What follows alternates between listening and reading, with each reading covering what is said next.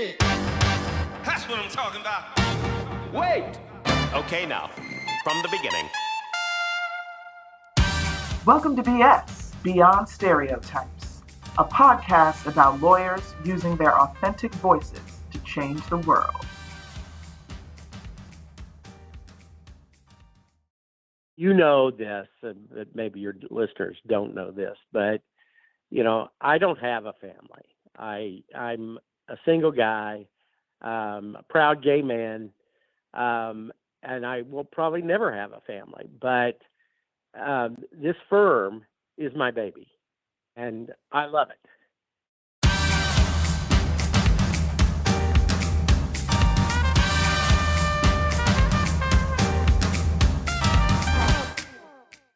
Welcome to BS, Beyond Stereotypes. I'm your host, Merle Vaughn. Here to BS with me today is my friend, Bob Major, whose story I find fascinating and who will no doubt inspire all of you to embrace your authenticity. Hi, Bob. How you doing? Hey, Merle. How are you? I'm doing great. I'm good. I am so excited to have you on the podcast. I just want to say that let everybody know that you are celebrating the 40th year anniversary of Major Lindsey Africa, and it's just awesome. It's exciting, and I'm so happy to have you here. It'll be 41 next month. Oh, wow. That is amazing. I mean, you know, they say if you can make it through the first, what do they say, 7 years? No, that's a marriage. If you can make it through the first, 7 years of a business, then you'll probably be okay. But 41, wow, that's impressive. So let me just tell folks a little bit. I think your reputation precedes you, but let me just give folks a little bit of background information on you. Robert Bob Major graduated from Stanford University, I think, with a degree in political science, and then went on to the University of Texas School of Law. After graduating from the University of Texas, you were an associate at Wilmer for about 5.5 years or so. And then what we really want to talk about is you started MLA, but did I leave anything out, Bob? Yeah, I went in from Wilmer. I came back to California, and I went in-house with a company called Saga Corporation in Menlo Park, California. And I was their securities counsel, and I did that for a year and decided that the Securities and Exchange Act of 1934 and we just had to part company. A little too boring for you, Bob? A little too boring. And as it turned out, I read an article in the American Lawyer about headhunters, legal recruiters, and a term I use interchangeably with headhunters, by the way. Yes. And I went home that night and to my little apartment in San Francisco, and I thought, you know, that job sounds really interesting. And the more I thought about it, the more I was excited about it, and grabbed a legal pad and a pen and wrote out a business plan. And 5 days later, I walked into my boss's office and resigned. Wow. And so that was in, I think, 1982, correct? Correct. Yes. That's right. And for anybody who doesn't know, I just assume that everybody who listens to this podcast knows, but Major Lindsey Africa is the world's largest and most experienced legal search firm. As far as I'm concerned, it's the best, but I could be just a little biased. And Bob is the founding member of MLA. So Bob, we'll talk more about that, but I always like to start the podcast by asking our guests a little bit about their history, their personal history, kind of like who influenced you most growing up? Where did you grow up? How did you end up in California? Just those kind of things. Who made major impacts on you in your life? And because we usually find that there's some adult who does that. Yeah. It's interesting because I always use that same question when I'm interviewing candidates. I call it the log cabin question.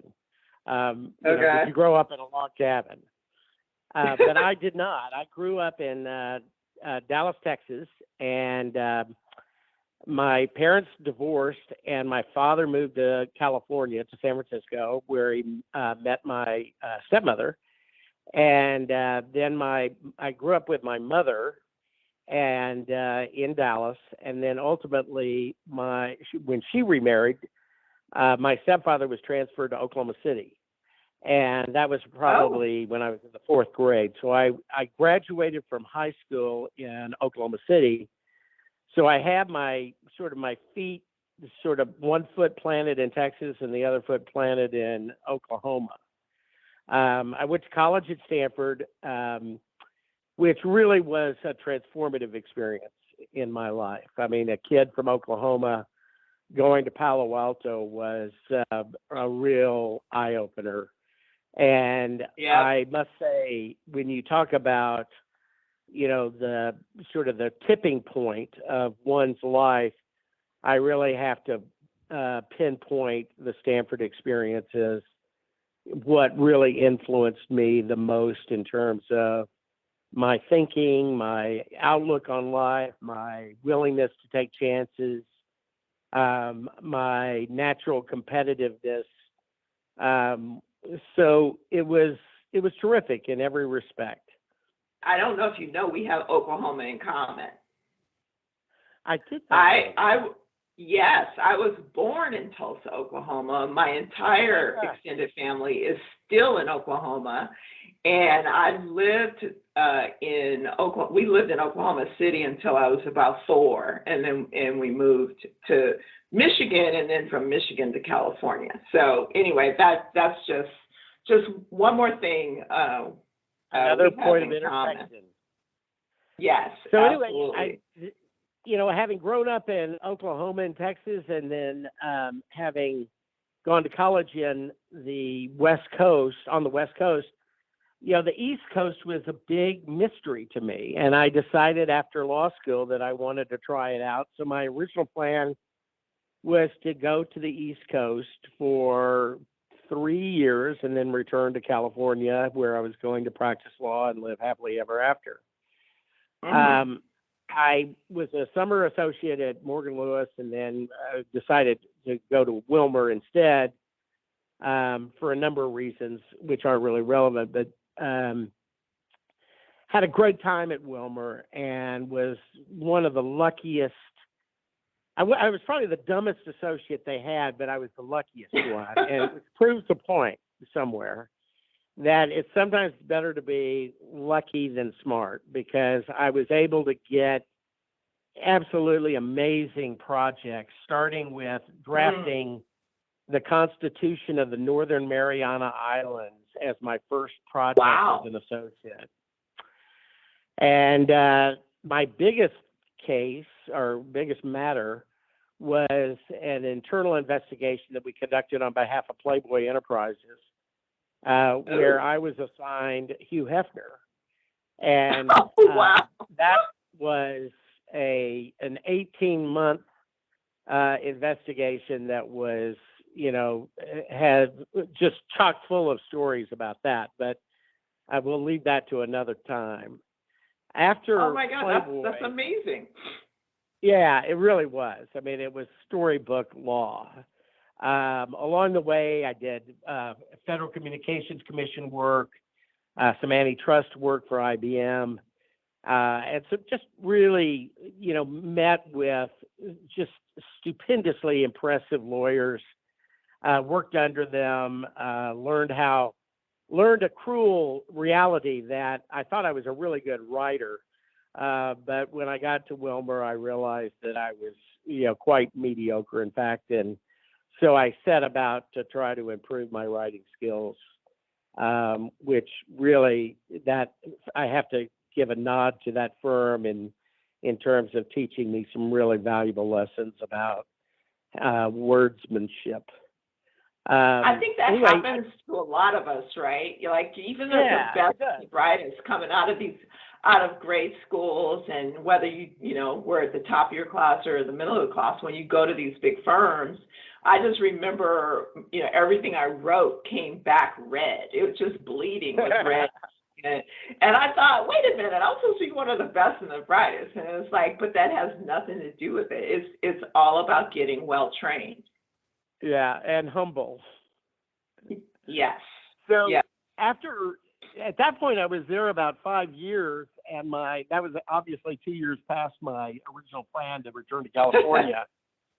So I decided to act on the plan, and I interviewed in California, in the Bay Area, and ended up at this company called Saga Corporation, where I was their SEC counsel. A year of doing that really convinced me that I was really unhappy practicing law. And that's when I read that American Lawyer article, and kind of the rest is history. In the early days of the firm, we didn't have much, we had no money. And so it was about a year and a half before we made our first deal, our first placement. Wow. And thereafter, the next month, we made another placement, and then gradually things took hold, and there was an modestly upward trajectory. And at but what point ultimately, did you bring in? At what point did you bring in Marty Africa? Well, Marty was, at the time I started the firm, the placement director at Bolt Hall, the University of California, Berkeley. My alma mater, yeah. Your alma mater. And after 2 years, I got a call from Marty, and who wanted to have lunch.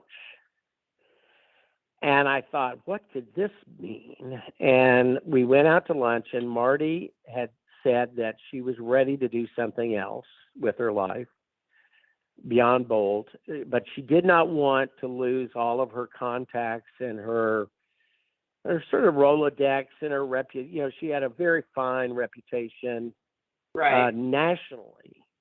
And she wanted to know if I would consider, having her join.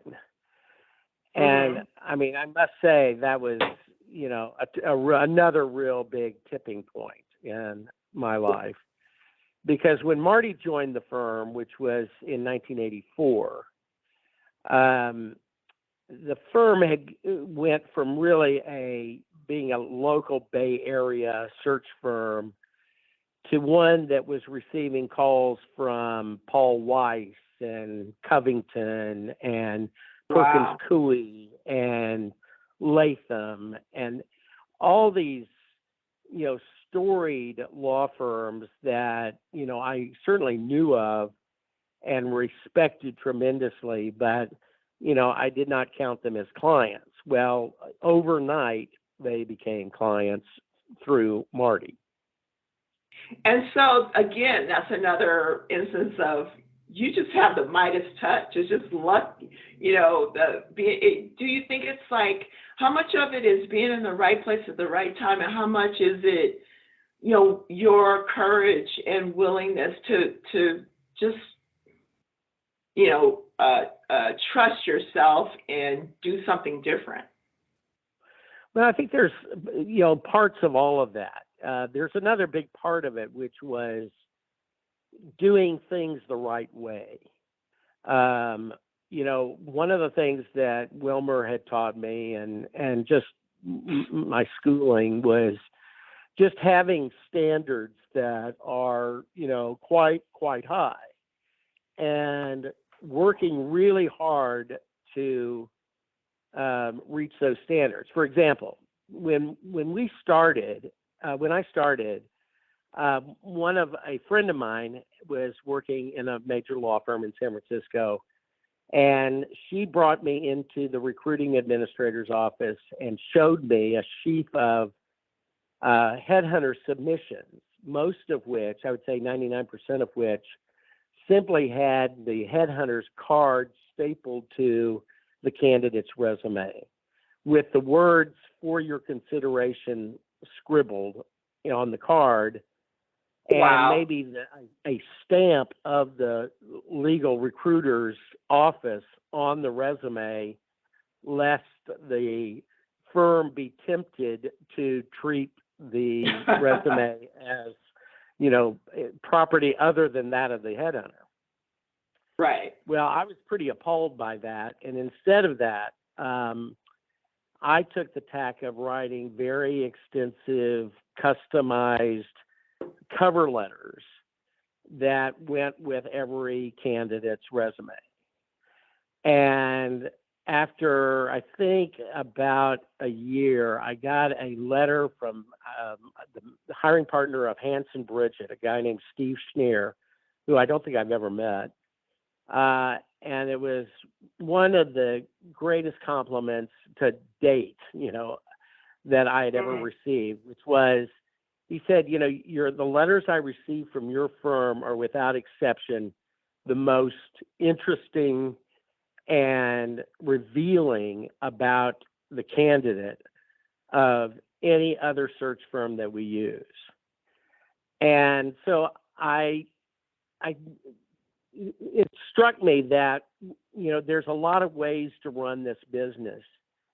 And Marty heard that when she was investigating search firms.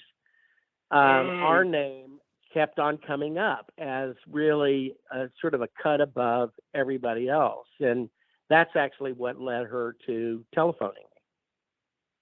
Wow. And so that's the standard now. That's the standard, obviously there's some recruiters who haven't got that memo and don't do it, well, but, you basically created that standard. That's amazing. Right. I think, and one of the things that in those days, Merle, since there were no barriers to entry to our profession, there was quite a range of headhunters that were in the profession of legal recruiting, ranging from some very, very good ones to some very bad ones. And I had the fundamental belief that instead of treating our practices as trade secrets to be hidden from everybody, we should try to elevate the profession. And as a result, we became very involved in our trade association, where every year Major Lindsey Africa, or whatever it was called at the time, would really give seminars to our peers on our best practices. And the intention was to, bring the level of recruiting up, way up. And I think we were very, very proud and happy to be involved in that effort. We weren't the only ones, of course, who did that kind of thing, but we were certainly very active in that endeavor. So I have to tell you, Bob, and I want everybody to know this, that I consider you like one of the nicest, most humble people I know that I've ever met. Well, thank you. And that comes through. I mean, all you got to do is Google you, and there's like not that much that comes up. You look at your LinkedIn profile, and it just says partner, Major Lindsey in Africa. It's so refreshing to meet somebody with your type of accomplishments, who's so humble and so genuine. And And the other thing I wanted to say is what made me want to do this podcast is, we just came back from our annual meeting in Arizona, and we took this big group picture for the, commemorating the 40 years, and then you came back and you posted on LinkedIn, how struck you were by the fact that you started this thing 40 years ago with just you, and now there's hundreds of people, and it was so real and so emotional. It brought tears to my eyes, and I was like, I got to get him on here and let everybody experience the Bob Major that I know and love. So thank you for doing this. Well, those are really, really nice words, and I appreciate them. And I mean, you know this, and that maybe your listeners don't know this, but I don't have a family. I'm a single guy, a proud gay man, and I will probably never have a family. But this firm is my baby, right. And I love it. And I will, I'll do anything for it to protect it, to improve it. But one of the things I learned a long time ago is that you surround yourself by people smarter and better than you are. Yeah. And you have to reward them for it. Else they will become your competitors. And so one of the things that I think has been a very, very unique part of our firm, people say that we invented the legal recruiting business. That is absolutely untrue. There were lots of legal recruiters in New York and Washington and Los Angeles in 1982 when I started this firm.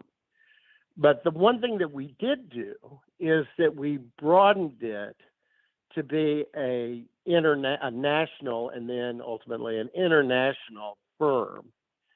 The only way you can do that is to get really, really good people who see tremendous value in being with the firm as opposed to being on their own. And we created that secret sauce that, has allowed us to expand and continue to attract people like you, Merle, that, could be easily doing, this business or another business very successfully on their own. But if you create value and you create and make it fun, and you provide people with a living, and you care about them, and you make sure that they know that you care about them, there's a stickiness to our firm. It's a familial type of place that is actually, people within the industry recognize as something, quite unique. Well, and you know what, that kind of brings me to 2008 when MLA combined with Allegis Group. And how was that hard to see? How did that happen? And how's it going? Well, it happened when we had a CEO who started implementing certain reforms and changes within the firm, creating more offices, creating infrastructure, hiring professional managers, hiring a professional IT department, marketing, all that kind of stuff, finance. And those are typical hallmarks of a firm that is readying itself for an exit strategy of some type, whether it's going public, as some firms have done, or more often, an acquisition. And the acquisition was an effort to really find a partner or a parent that was very much in line with our values. And I will tell you a story, and I'm not even sure if our parent, Allegiance Partners, knows this, or Allegiance Group knows this, but when their name was floated to us as being interested in acquiring us, I immediately called a friend of mine, old-time friend of mine, who had worked at one point for one of the Allegiance groups. And I asked him, I said, what do you think of these guys? And he said, they're very good. They're extremely professional. They're extremely ethical. They are go-getters. But the one thing that I see as a misalignment is that Major Lindsey in Africa is extremely diverse especially with the number of women in senior positions. And there is not that much diversity that he could see at our parent. And I think that we have changed them, I think. Yes. And so when you say, how is it going? When they acquired us, basically, I think they took the very, very correct position. If it ain't broke, don't fix it. Right. And they left us alone. Now, obviously, they change out, they put in their own, CFO and their own IT guy and their own marketing people and ultimately their own CEO. And those are changes to be expected. But the thing that we were most afraid of is that we had left, the more corporate America, the straight-laced Brooks Brothers suit, white shirt, all that stuff. We had left that behind, and we wanted, to continue to enjoy our freedoms, and we did not want to give those up. And they have been very true to their word. And they have embraced our commitment to diversity, which was yet another Marty Africa, mantra. And so that is I would say that it's been a splendid marriage. So this is, I love the way these things just flow, right? And so you talked about Allegiance, your concerns about diversity and women, but talk to me about, you proudly said that you're a proud gay man. And was that a concern at all? And, how has your identity in terms of LGBTQ, how has that been in this profession, in the law, with Allegiance? How have you managed that, and how do you manage the stereotypes associated with that? It's a great question. And on the one hand, the law profession is very, very conservative, very slow to change. They can be forced into it, as any number of initiatives around the country have forced new thinking. In terms of diversity, or as defined by ethnicity or gender, but the sexual orientation thing is often sort of left behind. Yeah, and it's it's yet to be fully realized. But and I've been both in our San Francisco office and our Houston office. And those are two very different environments. And you have to be a little bit of a chameleon, but you also cannot be, untrue to yourself either. one of the ironic things, Marty once told me, she said, Bob, you may be gay, but you can pass as straight. Exactly. Yeah. And I said, Marty, that's a two-edged sword, because, sometimes people will say things to you, revealing their true feelings about, LGBT people, not knowing that, you're one of them. Yeah. So it is a two-edged sword, but there are tremendous changes.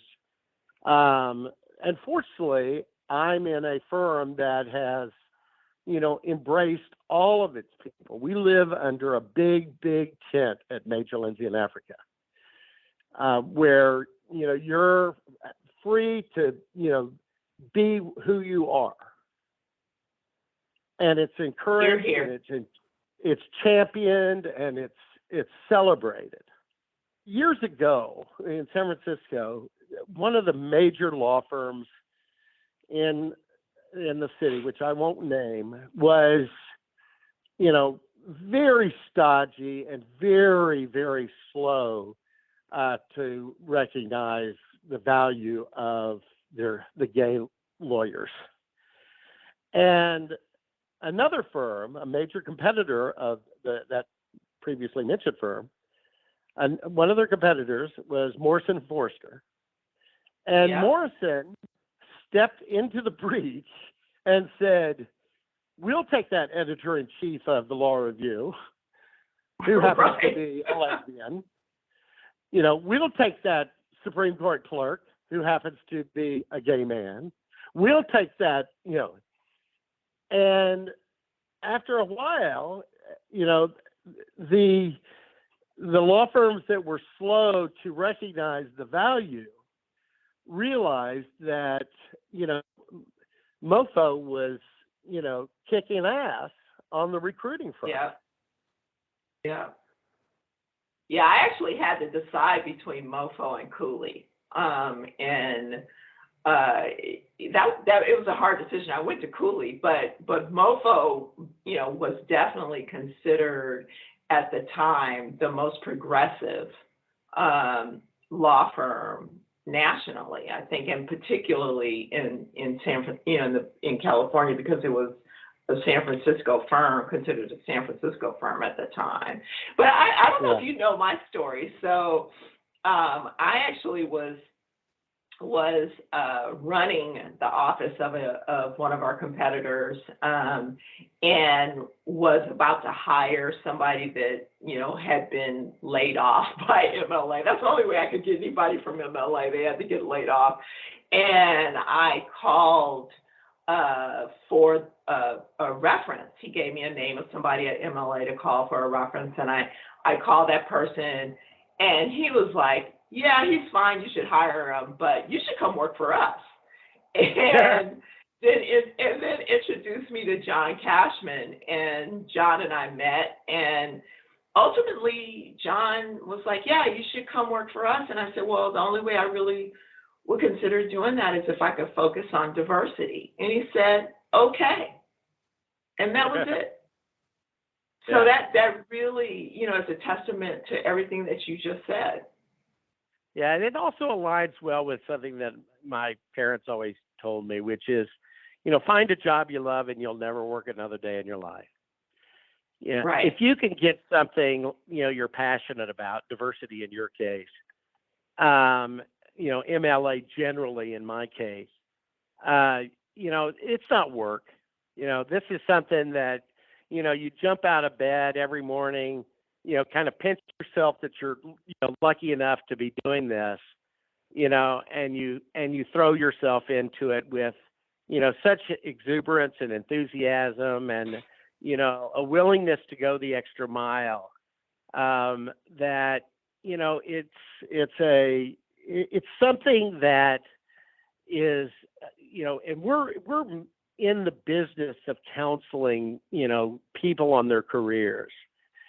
And one of the most interesting things I find about my business as a recruiter is that there is such disenchantment among lawyers, there's a lot of very happy lawyers, but a lot of them, don't find their way to our offices.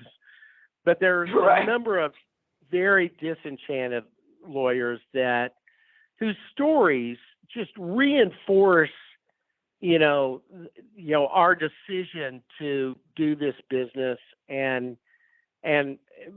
celebrate, really, in a strange way, the fact that we are so darn happy doing it. Right. And so there's a lot that has happened over the last 2-3 years, right? I mean, the world has just kind of been turned upside down, and the pandemic is probably one of the big 1 or 2 or 3 things involved in that. You've been in this business for a long time. I mean, you saw something very similar, I would think, with the AIDS crisis, back in the 80s. How have things changed? What are your projections for what's next? I think we'll be fine. I think we have there's a great resilience among people, especially really smart, hardworking, principled individuals who will always sort of bounce back. I think the bigger question, and I'm sure that the managing partners and the managing attorneys in the corporate law departments are worried about this. How do you create culture when you have so many stay-at-home, workers that are not able to forge the cultural bonds that one does over the, proverbial water cooler on Monday morning when they're talking about, the big game between Stanford and California. So those are big questions. And if you look at firms like, it was the old McCutcheon firm, and when they were around, or Latham, I think right now, or maybe Kirkland, that have very, very strong cultures, they achieve so much benefit from that cultural adhesion. It's easier for them to recruit. They retain their employees longer. The lawyers and the staff people, are willing to work overtime and work weekends because they're, it's for the team. It's for the, there's so much at stake more than just money. And so everybody is looking for that secret sauce. Every law firm and every corporate law department wants to have that. And I think that the search for that secret sauce is been retarded by COVID and its aftermath, which is the stay-at-home, situation. I mean, I agree with that. I will say, though, that, I look at everything kind of through a little bit of a different lens, because I talk to so many, particularly people of color, and women. And, one of the positions that some folks of color have taken is that it's been helpful because people are talking to folks that they ordinarily might not talk to. They can go on a Zoom, or they can talk, they can reach out to people, and it's not as personal, like you have to stop by somebody's office to do that. Is there a discomfort with that?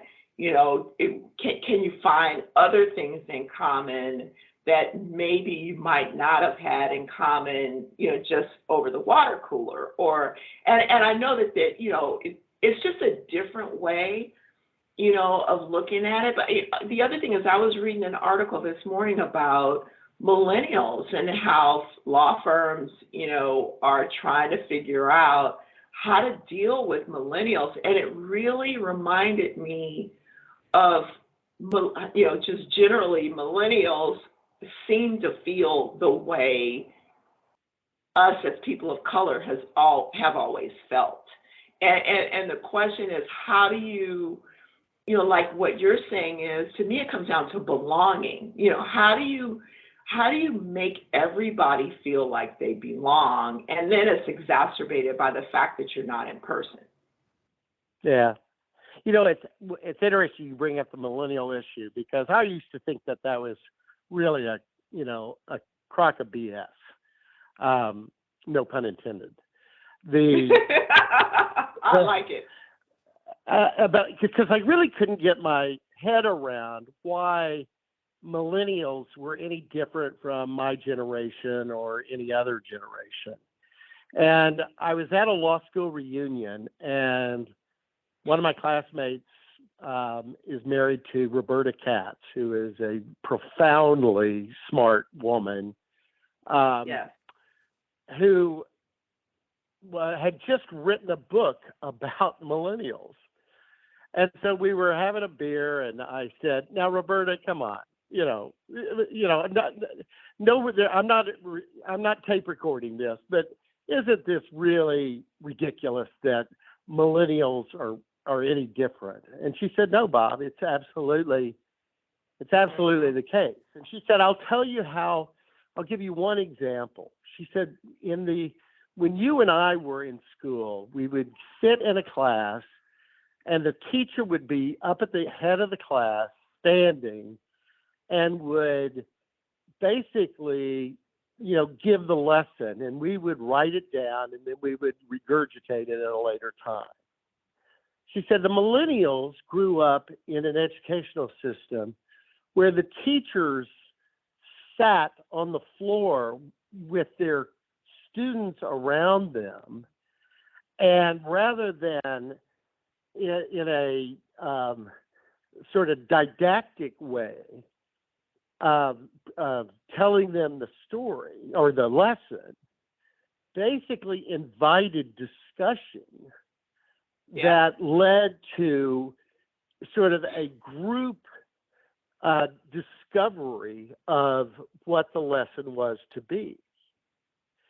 And she said, though that one little thing, and she said there are many, there are dozens or hundreds of other things that also had a very formative influence on the millennial way of thinking. But she said that one little thing has made the millennials' approach to learning very different from the way you and I had it in those ancient times.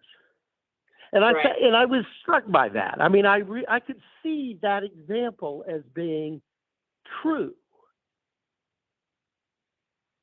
Right, and see what, and I think that's the perfect example, and that's why if you can make that leap from that, culturally and through it and experience wise, if you think about a person of color and having a different culture experience or a different learning experience, it's very similar, and things are changing. I think, everybody benefits from this change, but I do think it's painful. Yeah. Now, I'll give you another example based on the ethnicity. Years ago, and this really relates to why lawyers belong in the C-suite to advise on business matters, because lawyers are smart. They see things. We're taught and trained to see things from different angles, because the way Wilmer always taught me, you anticipate, even if your opponent doesn't make a very good argument, you make the best argument for them, and then you dismantle it. Right. So, but I remember years ago, one of the wine companies decided that they would make a fortified wine with very, very high alcohol content. And they decided, some, marketing idiot decided that they would start marketing it in basically African American neighborhoods. And ultimately, it turned out to be a public relations disaster, as well as, could be anticipated. And the company spent millions and millions of dollars trying to undo their mistake. It had the happy result of, creating new, initiatives of outreach, to disadvantaged neighborhoods by, this particular company. And it served as a prime example of what not to do for many, many other companies. But, this is the way we can learn from each other, and we can avoid mistakes, to be able to, understand, gender issues. And I was on a panel years ago. It was a LGBTQ panel, and we had, 5 or 6 panelists there, lesbian, a couple of gay men, one law firm person, one in-house person. And there was also a trans person, male to female. And a question was raised. Somebody in the audience raised their hand and asked me. They said, "Bob, all of what you say, what the panelist says, it sounds all very lofty and nice, but in your honest opinion, is Brenda, the trans person, does she really have a legitimate shot at a great job with one of your clients?" Wow. And it was a horrible, tough moment. And I said, "No, she doesn't." And I said, and here is the real tragedy. Our clients ask us for smarts and communication skills and leadership and, sense of humor, affability. Brenda has all of those, but the clients also ask for bravery. And I point out to you that there is nobody, braver, in my experience, than Brenda sitting right here. Yet, she is not going to get that chance to show her stuff, in most employers. And that's a tragedy. That is a human tragedy. Now, this was, Merle, this, happened, 10 years ago. And I think in the last 2 years, dramatic changes have happened for trans people. Yes. And I'm not not sure. Not at expense, though, but, there's been some really tragic things happening. I think there would be, I don't know if the result would still be the same as 10 years ago, but I would wager that there would be a very long discussion among serious-minded people within that employer about whether they should take this step. Yeah, and the fact I do that too. Longer discussion than previously, where it was just a quick judgment. No, she's not a fit here. That curious word, fit. That quote unquote fit word. But the fact that it's a longer discussion, a big win for trans rights, I think. That's an awesome observation, and thanks for sharing that. So let's talk about something, a little lighter, a little bit more fun. I want to know what makes you happy. What brings you joy, Bob? Because you are, again, one of the happiest, most humble, nicest people I know. How do you pull that off?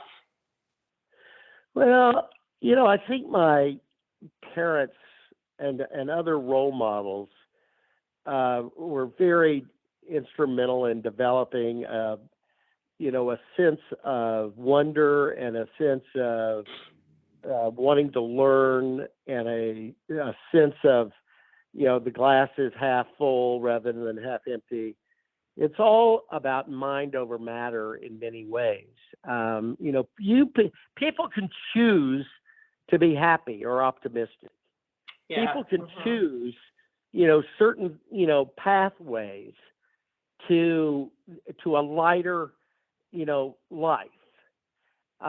If they insist upon, negativity, negativity will find its way to them. Yeah. But I just believe, I'm a big believer in, optimism. My mother, actually my stepmother, she would rent a car in Paris and park on the median in front of her hotel. That's sheer optimism. That the car is going to be there in the morning. That's hilarious. That is hilarious. Yeah. No, I'm a firm believer in that as well. And I'm also a firm believer that the only person you can control is you, right? You can't control anybody else. Right. And so it's a big waste of time to spend a lot of your time, as hard as it is, to try to change people or, really worry about, what they're thinking or what they think of you. But that's hard. It's really hard to do, especially when you're an overachiever. And I think especially when you're young. Yes. Eventually one of the great things about getting older is that, you see that truth being repeated over and over again. Only worry about the things you can control and not control. Yeah. I mean, I had a former boyfriend who was forever checking the weather, 4 times a day. And I would just shake my head and I would say, what difference does it make? The only thing that we need to know about the weather is whether to put on a jacket or not, or to carry an umbrella. Right. But he actually enjoyed, meteorology. So I guess he had a good excuse for it. That's hilarious. And then my other question for you is, what's your favorite city? I know you've lived all over the world. I've been with you in other countries. What's your favorite city in the world? Well, it's kind of where I am at the moment. I mean, there's some places that, quite frankly, I don't really care to go back to, but I do love Paris. And you and I have been there at the same time, and it's endlessly fascinating. I love San Francisco, but I'm not, unlike my parents who thought there was really that San Francisco was the center of the universe. I don't really believe that. I think there are so many cities that have, great charm. Last Christmas, my boyfriend and I, we spent it in Mexico City, which is a terrific, I heard that's wonderful. Yeah. My heart sort of soars whenever I go to Seattle, where we have a wonderful office and great colleagues, and you can see Mount Rainier, and and eat the great food, and Chicago is fantastic. Beautiful. New Orleans is great. Yeah. It's a cornucopia. There are very, very few places that, don't really put a smile on my face. And there are some absolutely exceptional places. I don't want to evade your question, but if if you had a gun to my head, I would probably be in Paris. Yeah, and I'd be right there with you if you let me come back. So yeah, I mean, San Francisco has changed a lot. When I moved to San Francisco, it was like it felt kind of like a European city in the U.S., but now it's, everything's so homogenous everywhere. Right. And San Francisco has changed. It still has that, beauty, that, kind of unparalleled beauty. But in terms of the feel of the culture, I would definitely say it's changed. And I agree. Paris is pretty awesome. Yeah, San Francisco, we've got work to do in San Francisco. Yeah. We'll fix And it. I love what you said about it's wherever you are. I mean, it sounds like, I don't know if you know, but I've practiced Buddhism, off and on. And that's a very Buddhist concept that, be in the moment and, appreciate and be grateful for the now. Yeah. Or anybody who meditates, that's what you're always thinking about is what's going on right here in this moment, because you can't control anything else. It's something that I work on. Does that just come naturally to you? No, I think a lot of it has to do with my legal training. And I think lawyers are very, very good at stepping outside of themselves and taking a look at an argument or a case or a problem, with a absolutely brand new perspective. We're forced to do it, as I referred to earlier, the training I had at Wilmer. We're forced to do it often with our, opponents, arguments in litigation. And you're certainly in a transactional or corporate, arena, you're always wondering what are the key points or deal points that are important to, the person across the table from you.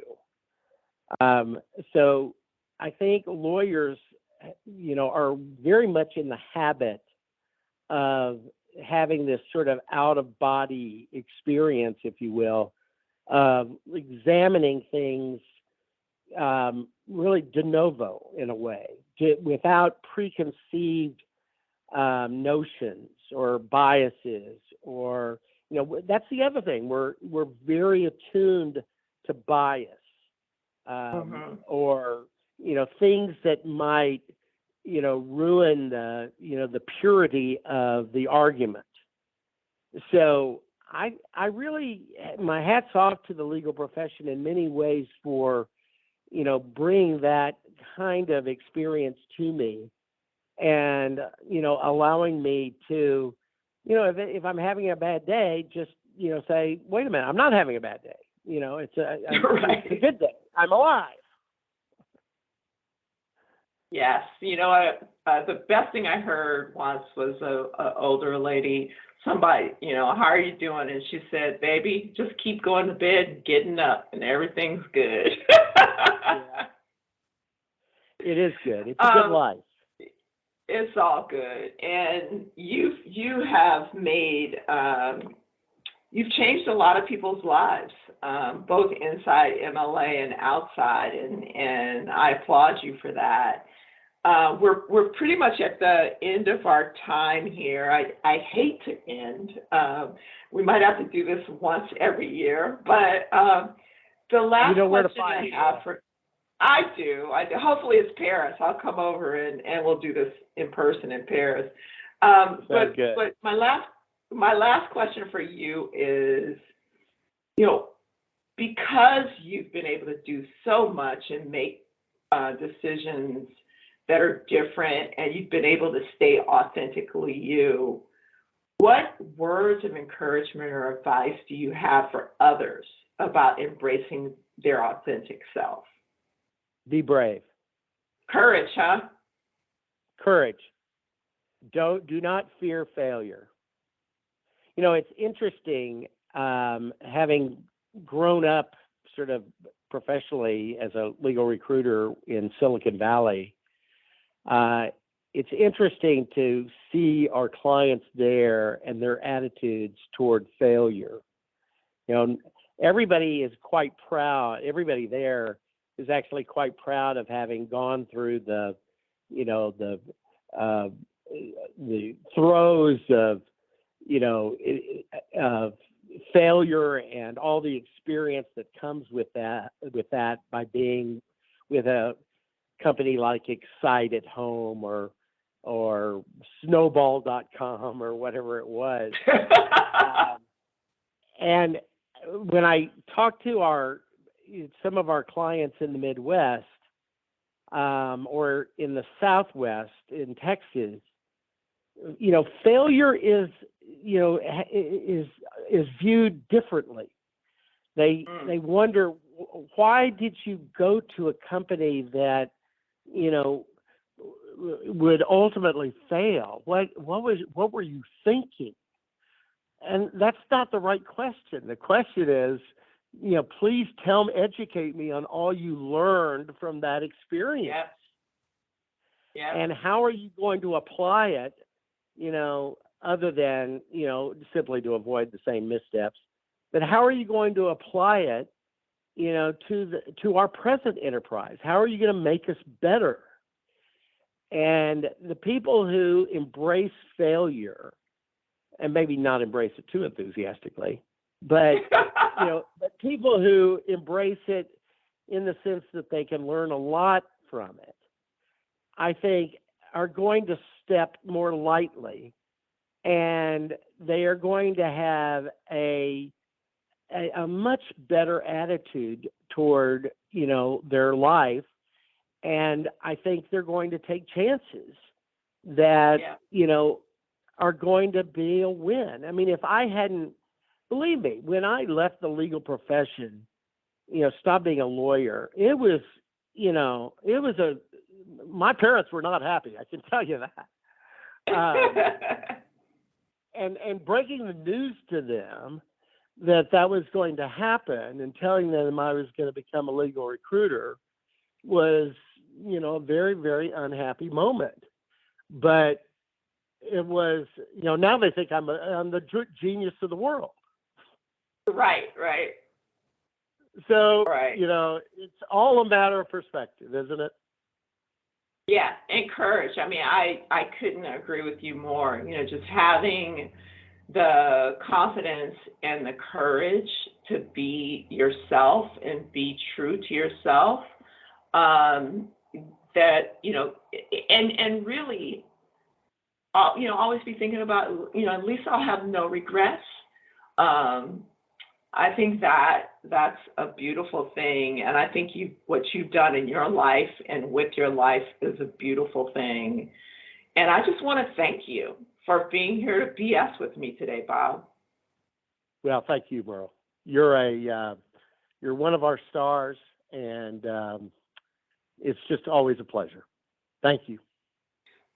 You're welcome, and thanks to everyone for listening. Until the next episode, remember that everybody is different, and different is good. Hit it! That's what I'm talking about. Wait! Okay, now, from the beginning. We hope you enjoyed the stories shared in today's episode of BS, Beyond Stereotypes. Join us next time when another authentic personality unleashes their uniqueness on the world.